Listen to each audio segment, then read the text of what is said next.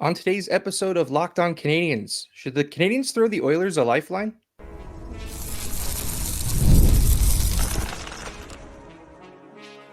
You're Locked On Canadiens, your daily podcast on the Montreal Canadiens, part of the Locked On Podcast Network, your team every day. Hello and welcome to episode 1127 of Locked On Canadiens. Thank you for making us your first listen of the day and subscribing on YouTube or wherever you subscribe to podcasts. Doing that supports the show and ensures you don't miss an episode. I am Ian Boisvert, known on Twitter as @MaybeIt'sIan, and I'm joined by the incomparable Laura Saba, also known as the Active Stick. Laura, we're both in flood warnings today, so are we going to make it through this episode? Do you think we'll be all right? I think, you know what, I don't want to jinx it, but Scott and I have never had to actually, stop a podcast recording for a weather episode. It's always been internet issues or power going out or whatever. So I'm really, really hopeful that it's not a weather event that derails today's podcast. And in fact, it's just fun. Yeah, Locked On Canadiens Natural Disaster Edition would be pretty cool, but I would like to put that off on this Monday. Thanks so much, everyone, for joining us. As we alluded to off the top of the show, the Oilers are kind of the story of the day, as it were, as it happens when you get offer sheeted. And it's very rare you get hit with two offer sheets at the same time. But the Oilers find themselves in a situation where they're kind of up against it. If they were to match both the offer sheets to both Philip Broberg and Dylan Holloway, they would have a cap hit of a shade over $95 million. And the cap went up this summer, but not that much. The cap is at $88 million. So they'd be over by about a little over $7 million. You can exceed the cap by 10% in the summer. So they're not, totally in danger. But they're going to need some cap relief. One of those situations of relief is going to come from Evander Kane, who's probably going to go on LTIR, but that's not a permanent solution. And the other option seems to be that they are trying to trade Cody Ceci and or Brett Kulak. Of course, both of them they have cap hits that would clear them enough space with Evander Kane going on LTIR. The question here then becomes, the Montreal Canadiens are able to make a move like this. They have the cap space. They will be able to do it. Should they do it, though? Is that a reasonable, thing for them to try to pull off? I'm curious to hear what you think. So you said the words Cody Ceci and Brett Kulak, and I immediately thought one of these things is not like the other. I think it depends on which defenseman they're going to assist the Oilers with. Obviously, we've talked a lot this offseason and even last season. The Canadiens do have a ton of defensemen right now. They do, this is one of these transitional years where we want to make space for other players. But at the same time, Brett Kulak really was a quality player, right? Like he was fantastic for keeping the puck out of their zone and like generating offense, or at least creating transition opportunities for the Habs. Like defensively, he was very quiet, but his underlying numbers were always phenomenal. They were they were as loud as his presence on the ice looked quiet in games, right? And that's what you wanted from Brett Kulak. He was reliable, et cetera, et cetera. The question really is, do they have the space for him in the lineup? And two, is it worth, the cap hit for Brett Kulak? I don't know. I just think it's really funny that, there's a possibility that this player could come back and continue to mentor some of the younger players. However, I do feel that if they're creating if they're creating an obstacle for some of these younger men to make the jump, I'm not super for this. You also have to kind of think about, like, if the Oilers do trade Kulak, who gets him, right? Like, you're hoping that a CC ends up in your division and a Kulak ends up far, far, far, far away. Yeah, both all very, very key points here. The one thing that I'm really focusing on is this seems right up Kent Hughes' alley. How did Sean Monahan get here? The Flames attached a first-round pick to him and fired him over to Montreal so that they could have the cap space to sign Nazem Kadri. Kent Hughes saw a team in cap distress and said, "Let me help you out there." And then he got, a first-round pick for his trouble. Then he also jumped in on the Erik Karlsson trade, right? Like, he said, "Let me help you out here." And he got Jeff Petrie back for a few weeks. And he also got Casey DeSmith. Well, and the Canadiens already had 3 goalies.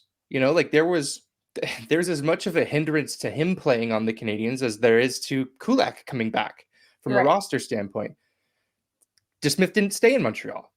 So, I think that this is an area where if you're looking for patterns from the people who run hockey teams, this is something that Kent Hughes loves to do. He loves to get into other people's business. How do I get a slice of what's going on? Like, there was an Erik Karlsson trade, and Kent Hughes was like, let me figure out how to get in on this. Yeah. So like I think that the chances of him doing that, I wouldn't put it past him. I'm not going to handicap it and say like it's definitely going to happen, but like it seems like something he would do, and it doesn't necessarily mean that Montreal flips Brett Kulak. Maybe it means they move somebody else on that defense core, right? Like we talk about all the time how sad we're going to be when and if they move Jordan Harris. Like, is that a move that then creates an opportunity for him to go to another team and become the defenseman that we all think he's going to be someday? As much as we both would be devastated to see him go. What So team would you like to see him on? Sorry, we're gonna go off on a tangent right now because I think like for me, it's Colorado's fine. yeah, Dallas is okay, but like absolutely not Vegas. Like no 0% Toronto, Tampa, none of those teams. I think it would be really cool to live in Seattle. So I'm wishing that for him, right? Like that. It also like I feel like he would fit that team's vibe pretty well. Yeah. That would be a lot of fun for him. Again, like we're hoping that he sticks around. Um, on Cody Ceci though, like he carries a bit more of an expensive cap hit to 3.25 million as opposed to Brett Kulak, who's only at 2.75 million.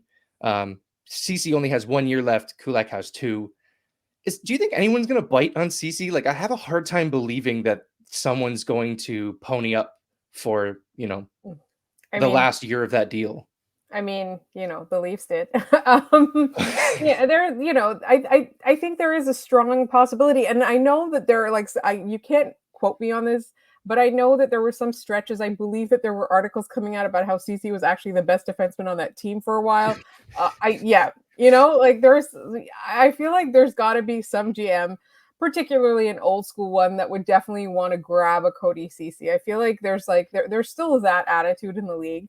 But I think Brett Kulak is the higher value player for your money, not just for your cap hit, but for whatever you're going to trade for him, just because he's not that guy that everyone's like necessarily coveting.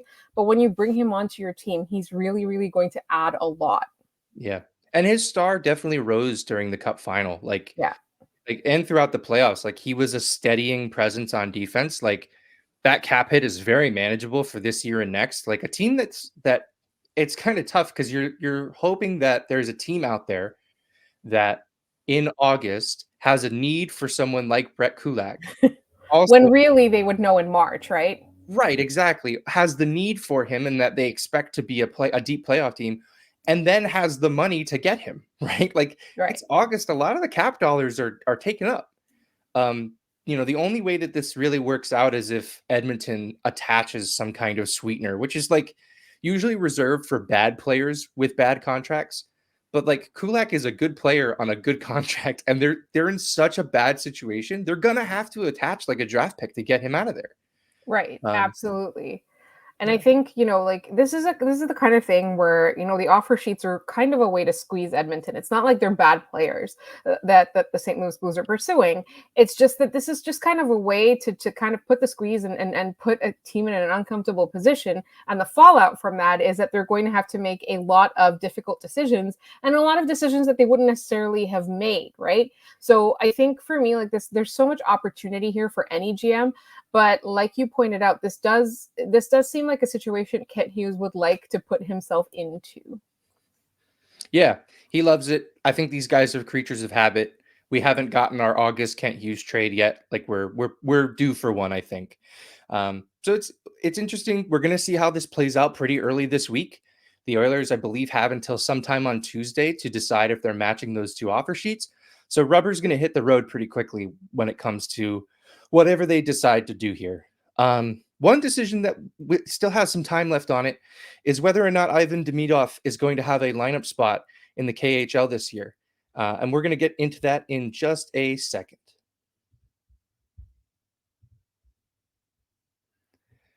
But first, we're driven by the search to be better.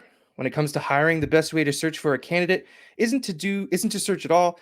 Don't search, match with Indeed. If you need to hire, you need Indeed. Indeed is your matching and hiring platform with over 350 million global monthly visitors, according to Indeed data, and a matching engine that helps you find candidates fast. Ditch the busy work, use Indeed for scheduling, screening, and messaging so you can connect with candidates faster. And Indeed doesn't just help you hire faster. 93% of employers agree Indeed delivers the highest quality matches compared to any other job sites, according to a recent Indeed survey. And that's one of the things I like the most about Indeed, the confidence that you will not only fill the position quickly, but that the candidates you are matched with will be high quality matches. And listeners of this show will get a $75 sponsored job credit to get your jobs more visibility at Indeed.com/lock-on. Locked on, sorry. Just go to Indeed.com/locked on right now and support our show by saying you heard about Indeed on this podcast. Indeed.com/locked on. Terms and conditions apply. Need to hire? You need Indeed.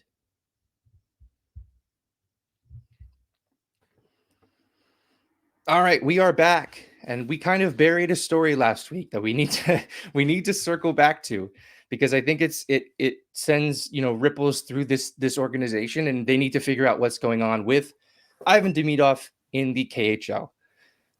He gave an interview last week. Camps are starting to kick off over in the KHL, and a journalist essentially asked him what he feels like being the 13th forward at SKA St. Petersburg. They asked him why he decided to come back instead of looking to be loaned elsewhere, and his response was not great. He said, "Well, I have a contract," which is not exactly a glowing endorsement of your employer. No. He understands he's the 13th forward heading into camp. They just signed Evgeny Kuznetsov and Mikhail Grigorenko. He lists the VHL, which is the KHL's minor league, as an option, which I know the Canadiens are desperate to avoid, because if he's going to play in a minor league, you might as well have him over here in Laval. Right. The option that's completely off the table is what they did with Matvei Michkov before they ended up allowing him to come over to North America, which is to loan him to Sochi or to any other KHL team. Because Demidov only has a year left on his deal, he cannot be loaned to another team. So I guess, should we be worried about this? Like, is this something that, you're kind of wondering, is it worth exploring bringing him over here to get him to Laval instead of whatever circus is going on in the KHL? So I can hear all of our listeners that were constantly asking us, is there a way that he can come over now? Is there a way he can come over now in the days after he was drafted? I don't think that's going to die down. Personally, For me, I'm not super, super worried, because it feels like, to me, the way that, his answer and everything like that, like from the moment that he got drafted into the NHL, like it was pretty clear that his eye is on the NHL.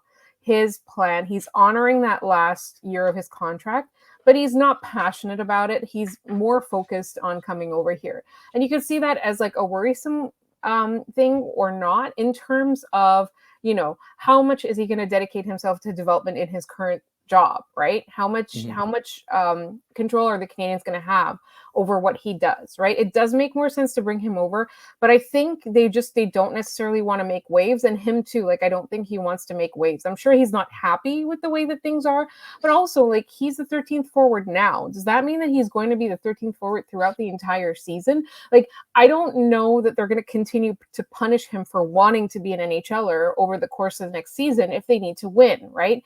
And that was a big thing, was that he was playing against, lesser competition in the MHL, et cetera, et cetera. It was because he refused to commit to being in the KHL. It's because he was focused on being an NHLer. He said he wanted to come over. I think everyone's kind of going through the motions at this point. But for me, if I would be worried as a Montreal Canadiens fan if he was phoning it in. But if he was still giving it his all, whether he's playing as the 13th forward or he become like they move him to the top line at some point over the season, I think, like, for me, like, I'm going to be watching for the habits. I'm going to be watching for the dedication. I'm going to be watching for the commitment. And I truly don't necessarily think that the fact that he's not happy there is a secret in any way. And I feel that, he's just probably just like, let's just get this season over with. Let's just, and so there's a danger of complacency there, but knowing that this player has that focus and wants to be the guy here in Montreal, or whatever team would have drafted him, essentially. Yeah. I'm not super, super worried. Like, I'll be worried, and we have some a lot of friends of the show that watch the KHL religiously, and we can bring them on over the course of the season and see how he's doing. But I think at this point, like, everyone's going to be squawking for the Canadiens to bring him over. But if that's going to cause any kind of animosity, any waves, et cetera, I don't think that they're going to do it. I think they're just going to try and keep in touch with him, try to keep an eye on what he's doing, how he's developing, what he still needs to work on, et cetera, et cetera. Yeah, I completely agree. Like, they're not going to... I look at the way the Flyers handled it, right? Like, they would have preferred him to be over here sooner, obviously. But they did end up getting him over here, and it was, they did it pretty quietly behind the scenes. It wasn't Michkov banging on the glass trying to get out of there, right? Like, it was all behind the scenes. They handled it. I thought they handled it very well. If it does come to that where the Canadiens need to find a way to get him over here, I figure they're going to try to go the same route, keep things under wraps, lean on Bobroff to get in there and be talking with, the people at SKA St. Petersburg. So it's, I don't know that it makes a ton of sense at this point because the season hasn't even started in the KHL. We don't know, right? Like, he projects as the 13th forward, but they don't start playing until the first week of September. So, like, a lot can happen between now and then. He can show up at camp and completely outplay, Mikhail Grigorenko, which, for what it's worth, I don't think that bar is particularly high. So, like, I'm not worried yet. If we get to, mid-September and he's not in the, the minors in Russia, and he's also not playing in the KHL and he's just kind of sitting in the press box every night, that's when I think the Canadiens are going to have to get involved, is to be like, look, like, you need to figure out a way to play him, or we're going to find a way to get him over here, because him not playing is not an option for them. It can't be. How much might and force they're actually going to have in a situation like this, it's really unclear, because there is no transfer agreement between these two leagues. So, while some people say, well, there's no transfer agreement, so he can't come over, when I hear there's no transfer agreement, so it's the Wild West, like, it's anarchy. You can do whatever you want. The teams aren't supposed to buy out the players' contracts. I don't believe that the Flyers, had nothing to do with his contract being bought out. Like, I think that would be naive to think that they just, oh, look, the contract just disappeared. That's crazy. Like magic. It's magic. Yeah. As long as you don't get caught, I think. You said it's the Wild West. Essentially, it's if you don't get caught, it's legal. Right. It was like Don Waddell was saying earlier this week when he was talking about Laine. He said, he joked, he's like, no, there's no tampering in the league. And then he smiled because, like, he knows it's all tampering. Like, these rules don't matter. They're all made up. None of it matters. Yeah, so I'm not super worried yet. Again, like, we need to wait and see how this plays out, because, like, right now we're like, oh, we have to get him over here. But wouldn't it also be kind of sweet if he played on the same line as Evgeny Kuznetsov? Like, that's going to be a highlight machine over there. Absolutely. And he's playing with better line mates, and he's going to be playing against better competition, right? I think we have to look at this as he's going to make the most of it. Like, that's the only attitude we should have. And and he hasn't shown us anything to indicate that he won't just give it his all and try to get as much growth out of this season as possible. It just, maybe he projects like that now because he's just making the team, or they're just allowing him to play in the KHL at this point as opposed to the MHL. But everything is just, to me, I feel like he's the kind of player that this is what he's wanted for a long time. This is his focus. The way he talks about his own game, the way he talks about his attitude, the way he talks about his heroes, et cetera, et cetera. It just feels like he's going to give it his all. We shouldn't have to worry about it. But I do understand from a Habs fan perspective, I know we're all going to be saying, why can't he just be playing here? Why can't we just see him play here? And I totally, totally get that. But I feel like there's going to be a time at some point in Ken Hughes' tenure when he's going to have to do something like the Michkov thing. And maybe he just doesn't want to waste it on a player who, for sure, his contract is ending in 1 year and he's going to be able to come over. Like, if he's going to make those waves, it's going to be at some point where it's absolutely necessary. His back is against the wall and it's worth it. Whereas to me, it's not worth it to push this person forward 10 months. Yeah. And I feel like the important capstone on all of this for me is that every prospect person that I'm reading or listening to says he is not ready for the NHL. That bringing him over here and putting him in the NHL lineup is not a recipe for success. And I think bringing him over here and stashing him in Laval is going to be too much of a, desire to have him come play at the Bell Center. And it's going to be a lot for that front office is going to be under so much scrutiny to bring him to the NHL as soon as possible, right? Like, so I think a very steady hand is going to be needed to navigate us through this. I'm very happy that that it's Gorton and Hughes and Bobroff who are going to be the ones managing that, because there are, administrations in the past who I do not think would be able to have the nuance and the sensitivity to handle this correctly. So with that, we are going to head into our last segment where we're going to talk about what makes this group of prospects different. And we'll get into all of that in just a moment.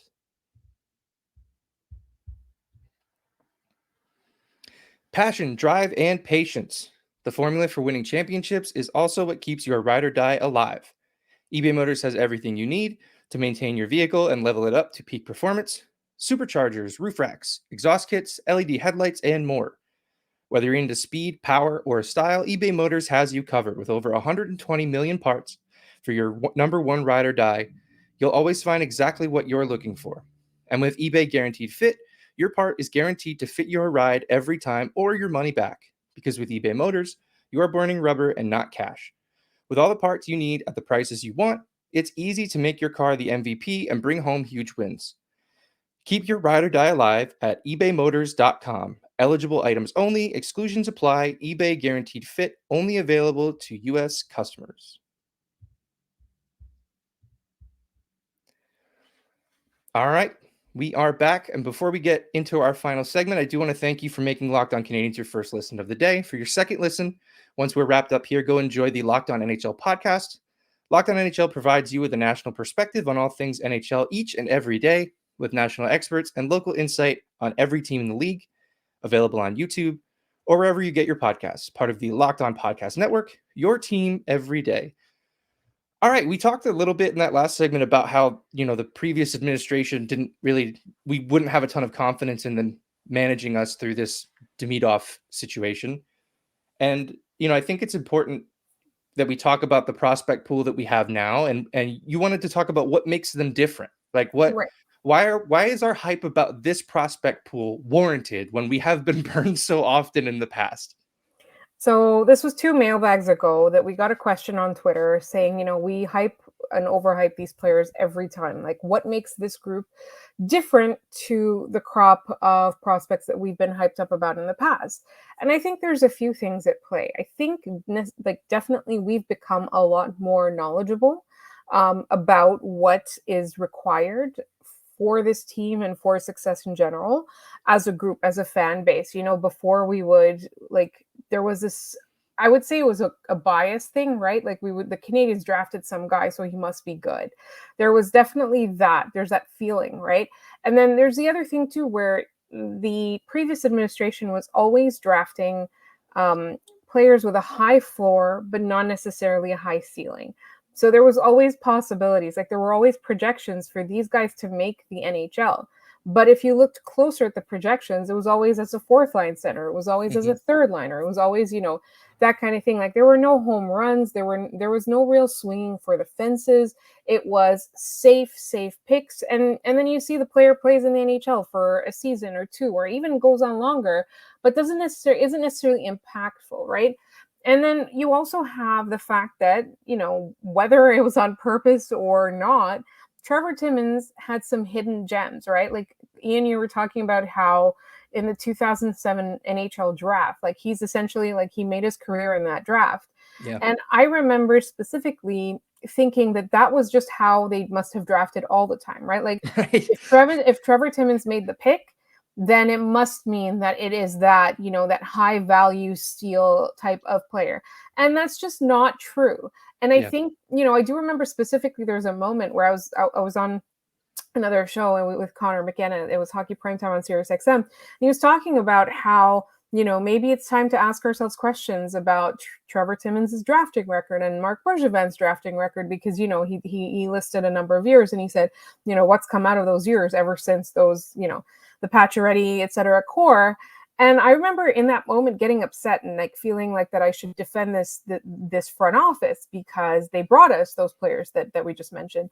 Right. And if you look at it objectively, like those home runs, that's great. And I'm not saying that, those are the only home runs, like Max Pacioretty, PK Subban, those were not the only ones, but they had an outsized influence on the way we thought about his entire drafting record and the entire depth. So I think specifically, like, there is a change. There's truly a change in caliber of players that the Canadiens are drafting. And this front office seems to be a lot more bold and a little bit less, safe, but also like we've become a lot more educated and knowledgeable. And like a player that we thought might be great before, looking at him objectively now, we're like, oh, that guy was probably a third rounder, right? Mm-hmm.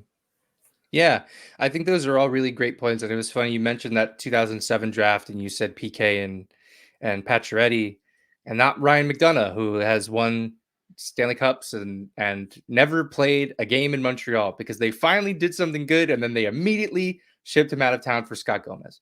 And that was that wasn't the Bergevin years; those were the tail end of the Gainey years. But one of the first round picks that Marc Bergevin got right was Mikhail Sergachev. And, he played a couple games in Montreal that season, he didn't, they sent him down so his contract would slide, and then never played in Montreal again. So, it's a lot of prospect, it's a lot of the way that they scout these prospects, but then it's also asset management. Like, did you need to give up the players that you gave up to get the players that you wanted? And are the players that you want reasonable acquisitions for this team? Right. Those two players that we talked about, no, they weren't. It didn't work out the way that it should have. I think it was interesting because the EP Rinkside, so Elite Prospects, their paywall situation. I'm not going to give away too much information because you should subscribe there. They're putting out really great work there. I went through, they do their top 100 NHL associated prospects every year around this time. Basically, any player eligible for the Calder Trophy as a rookie comes into play here. So like in 2022, the Canadiens had 5 players on that list. 3 of them have graduated to the NHL. It's pretty good. 2023, they had 4 players on that list. Okay. But we still got players, and they have less because the ones that were on the list the year before graduated. We're in the NHL. Right. This year they have 7 players on that list. Like that's a lot of Montreal Canadiens on that list. And there's some who are very high up. Demidov is I think he's in the top 5. I think he's in the top 5 there. Right. Reinbacher's in the top 15. Hudson's just outside of that. Like, there's not just good NHLers in this crop. There's stars in this crop, right? Like, this is what makes it different to me. It feels way different. And we talk about that 2007 draft as being like the reason Trevor Timmins stuck around as long as he did. Meanwhile, these and it's very early to make this call, but the 3 drafts that we've been a part of with Hughes and Gorton behind the wheel, we got Slavkovsky, Beck, and Hudson in 2022. Beautiful. That's going to work out so well for this team. Then they got Reinbacher and Fowler in 23. Those look like home runs. Like, they look like they're both going to hit. And then this year they get Demidov and Haig.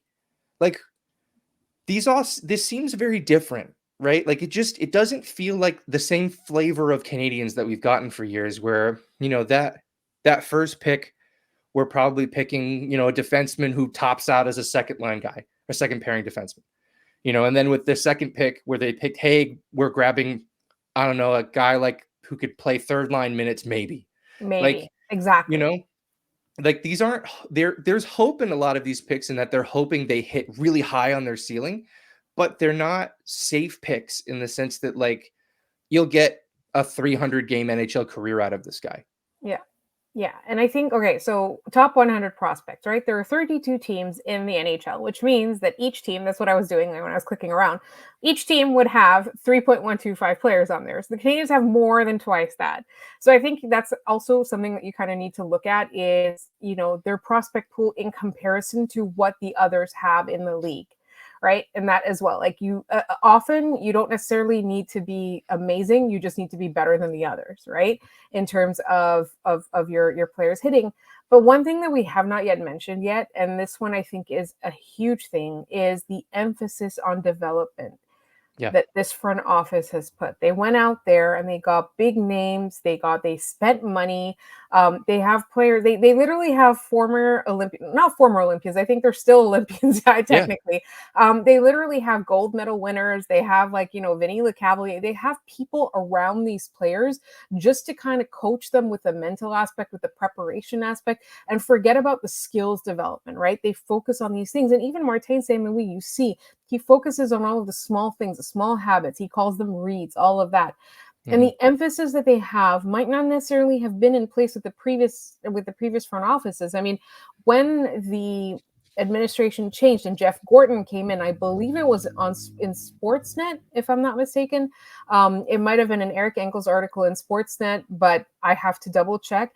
But it was an article about how when Jeff Gorton came in, he saw that a lot of these kids, like they didn't know how to feed themselves, right? Like the nutrition, there wasn't even good enough nutrition available at the practice facility, which that's and that gets extrapolated, right? Like a lot of these players, like their spouses and kids, they come here, they don't have a liaison to take care of them, where it wasn't working really well in the past. So all of that stuff, it shows that they are investing in these players that they are acquiring, whether it's a prospect that they draft or a player that they trade for. There's an investment in each and every player. And I think that also goes a long way to show that this crop of prospects is different, is that they are putting these players in the position to best achieve their potential, whatever their true potential is.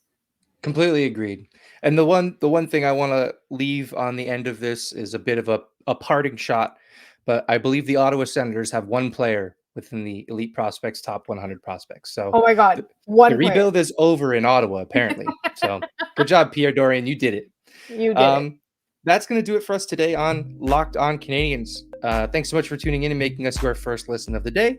As I mentioned, for your second listen, head on over to Locked On NHL to see what else is going on around the league.